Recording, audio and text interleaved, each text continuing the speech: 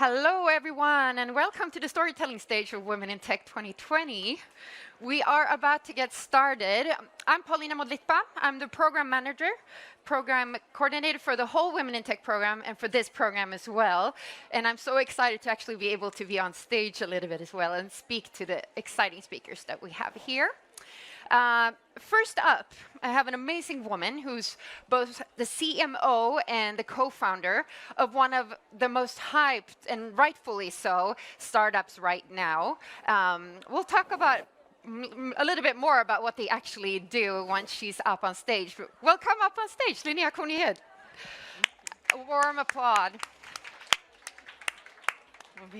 Yeah, you can pick black or pink. You chose the black one. Yeah. Yeah, you chose the black one. So you're the CMO and co-founder. I especially want to sort of emphasize that you're part of you're a co-founder and part of building a company long-term as well, of a company that I actually realize now that I don't know the right way to pronounce it. Is it Einride or Einride?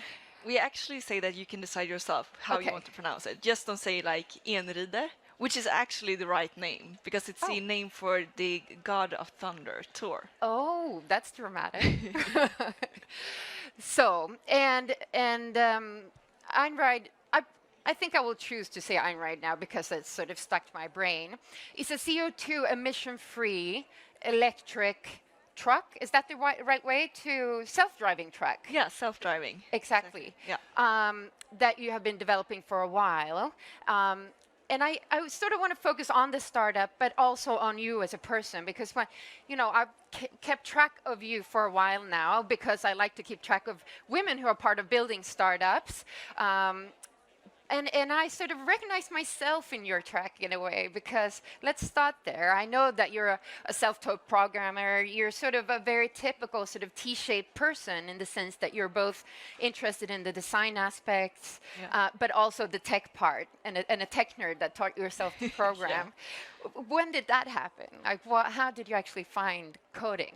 Yeah, I think so. I'm a very big fan of music, and back then, before we had Spotify and all of that, I kind of found out that I could find a way to get music from web pages that I could actually take them and I can download them and put them in a database so I could save them for later. So I think that's actually where it kicked off the interest, and then I just started to build from there. And I love coding. I think it's amazing. And what type of education did you choose once you were sort of heading for university? Yeah, so I always had the idea that I was gonna go to study law, but then after high school, I actually got a job as an advertisement manager, and my job was basically to put ads from Arbetsförmedlingen and stuff like that into a website. But then I found out it's so much smarter if you could just scrap the site and you can get so much more into the site. So that's what I did. So I got promoted to be head of IT in that company. And I think that kind of kicked off my role as a developer. So then I went off to study computer science at Stockholm University. And where in this phase did you actually end up meeting Robert Falk, who's one of the other sort of the co-founders of Einride, who has a background in working at Volvo, et cetera, et cetera. Yeah. So in what phase, how developed was the idea of Einride when you two met, and how did you even meet? Yeah, so we met in another startup. So that was my third year, my last year at university. And we met, working together in a startup, and I was doing design and some of the product development for that startup.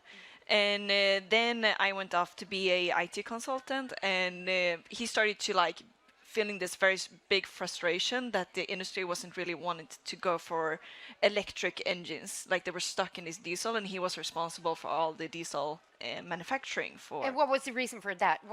Why was the industry stuck in sort of using old technology? I think that breaks down a lot to the business model. You have, and also of course it's a big investment. This big players been investing so many billions into this infrastructure that we have today. And so he really felt like now with all this new technology, it's crazy that we don't try to find another way that we can make transport work in a more efficient way. Because it's basically the same technology for like it was 100 years ago. And so in what phase, like, how did you actually start talking about doing this together? So he was pitching me and he was so frustrated and he did that for I think it was about 6 months. And then I said like, come on, like either you need to stop talking about this or we need to do something about it. So that was actually how we got started. Yeah. And so now, where are you actually now in the company? Like, I've followed the path, like the track of Einride for so long, and for me, it's mostly been an idea. And once I read in the newspapers that you're actually collaborating with actual companies now, and also looking into driving on real streets, Yeah. I was sort of blown away by that. I honestly didn't think that we were there yet, but we are. Yeah. Are we? Yeah. So in May last year, we became the first company in the world to put an autonomous and electric vehicle together with our customer DB Schenker. So that was a huge milestone, of course, and I think for in history overall, because that's never been done. It's always been on testing facilities, and now we have the permit to drive on public road. And where is that? Like, what type of public road? Just anywhere in the city center, or No, where? it's a permit to drive 300 meters, and this is in Jönköping. And that's really the approach that we're taking when you want to introduce this new type of technology, like autonomous, like self-driving. You want to be able to make sure that you have a safe environment.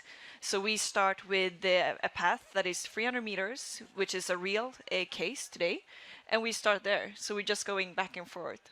And so 300 meters is quite like a short ride. Yeah. But how are you planning to sort of actually use those 300 meters? What does the path for your testing look like in the near future? Yeah, it's a good. I mean, we also drive, of course, at the testing facility, and then we drive in like much more complex environments as well. Yeah. But it's a good start, and I think it's a good starting point, and then we can start building out the infrastructure from there. Yeah.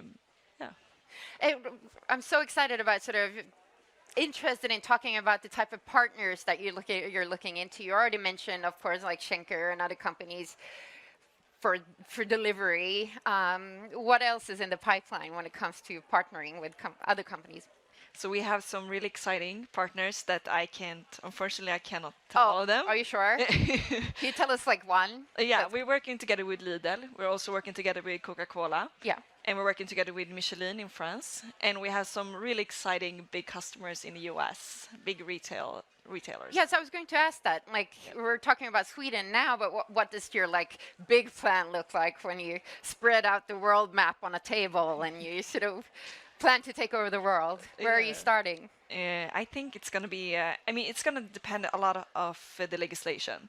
So right now we are very happy that we can work together with the Transportstyrelsen in Sweden to get the permit to drive.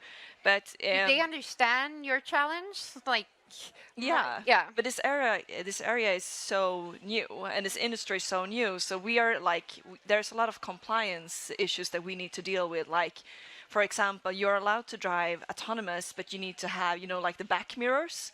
And we're kind of like, but we don't have a driver, so why do we need the mirrors? Yeah. But you're allowed, but you need to put them on because that's what the law says. So there's a lot of like compliance that we need to make sure that we can also deal with. And if we compare Europe to US, I mean, today you're actually allowed to drive autonomous without permit in a lot of states in the US, like Texas to Florida. So of course, we're gonna try to be where the legislation is most progressive. Because my experiences have, like, actually being in touch with Swedish authorities and myndigheter, is that sometimes the knowledge about sort of innovation and technology isn't the most advanced there. What is your impression? Like, do they actually understand the technical implementations? Do they want to sort of meet the future, or are they mostly like bureaucrats who want to follow rules and regulations? It's a very good question. I think that in Sweden has been very helpful, I would say. I think we have more like a European issue, and that it's going to take a long time before Europe is really ready to scale this new type of technology. Yeah. And that is, of course, something that we are really pushing for, that if we want to be in this race, if we want to be a real player, because this transition is really happening now. We see that they're rolling out thousands of autonomous vehicles in China, and it's getting much bigger in the US. And if Europe wants to take part, we need to be ahead of the legislation. What does the timeline look like? I went to South by Southwest last year, and of course Elon Musk and those guys are very optimistic about how fast autonomous vehicles will actually drive Yeah. just about anywhere in the cities. What's your sort of estimate of when we will see autonomous I cars? believe that transport is a great case for autonomous. I think there's going to take more time than we thought to get cars and like buses into the cities that are autonomous because the complexity is so tough. But then to make transport and to work like in like fenced areas or harbors or that sort of or the one that we're doing in Jönköping. I mean that's something that we can start scaling right now. Yeah. So this is a storytelling stage, and the idea, we're doing it together with Storytel. The idea is that we're sort of talking about not just the details, I love the details too, and the techie, nerdy stuff, but that we talk about the story around it too. And I know that you are a value-driven startup as well, that you do this for a reason. Yeah. What's your sort of pitch when it comes to like how much does well, deliveries and trucks actually contribute to CO2 emissions, et cetera, et cetera? Like, what does your pitch look like in Yeah. saving the world? That's good. I would say we're a super value-driven company, Yeah. and I would say our mission is really that we want to reduce the CO2 emissions, and road transport alone is responsible for 7% of that emissions. That means that we have an industry that is more responsible than like the aviation industry, for example. So what we believe is that it's a bit complex, right? Because you both had this old industry and you have the business model and the dynamics that makes it work today. And the thing is like the average truck today, the filling rate of that is about 25%. And then you don't utilize the vehicle around the clock either. So you have like this massive industry where you don't really it's going to be tough to try to transform it if you don't try to like rethink the whole infrastructure and value chain in how you're going to do this. And that's really our story and what we want to say, because when we started there was actually this comment saying like, yeah, but transport is like electric transport is great, but you can only carrying like ships because like the batteries are too heavy, so you're not going to be able to do like really like carrying big heavy stuff, Right. which is wrong. I mean, if you would rethink the whole way you're doing it, you can actually do that today. And that's been our story since day one, that there is solutions. We just need to dare to try to do something different. For those in the audience who want to do a similar sort of, maybe with another type of product or service, want to do a startup trip of their own, I want to talk to the entrepreneur Linnéa for a while here now. I have been, but more so. What are sort of the recommendations that you have? Do you have any sort of, have you gone through any mistakes or pitfalls that you recommend people to stay away from? So many. So many? Yeah, and I think like being an entrepreneur is really like you need to learn a lot and you need to learn fast. And I love the expression of saying like fail fast, because that's really what you're doing all the time.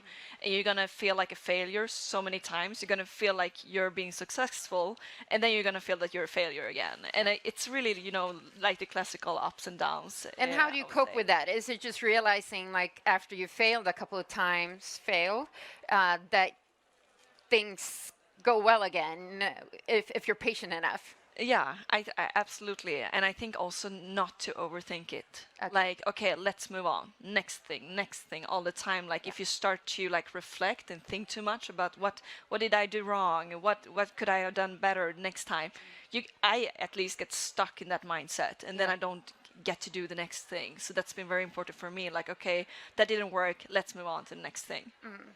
And when it comes to sort of, we talk a lot about sort of competence and finding the right people, and I know especially when it comes to the tech sector, it's super hard to find developers because everyone wants them now.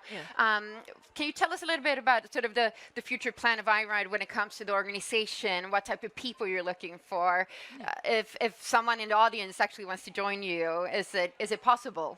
Of course. Yeah. And we've been very fortunate, because what I believe, like, great engineers and great tech people also like to solve great challenges. And what's harder than to solve autonomous driving? So we've been very fortunate to get a lot of great people to join the team, all from all around the world. And so how do you look for people? Like, how do you actually find the people that you want to want to have in a company? I actually think most of them found us so far. Yeah. And I think that's because both of we're very value driven. We're trying to transform this really big industry. And we get a lot of people that really feels like I want to put my talent into this area where I feel like I can do something good for So the most environment. people who contact you actually share your values. Yeah, So you don't actually absolutely. have to do that matching. No, yourself, absolutely. And I think that it's very crucial for us as a company that we are a value driven company and we have a lot of people that are super passionate about trying to transform this industry. That's super cool. So we have to finish soon. I'm curious. Have you been listening to any of the other talks today Yes, I did. on the main stage? Yeah. Anything that sort of inspired you? Yeah, so many. Yeah. I love like all the startups coming up, and it was amazing to see about this like this womb. Like you can get like the bacterias, like Yeah. how you can kill it. It's so many great startups, and I'm so happy also to see that there's so much more women entrepreneurs also coming out. Yeah. It's amazing. Thank you so much, Linnéa, for joining us here on Thank you. stage. Thank you for Yeah, having me. thank you.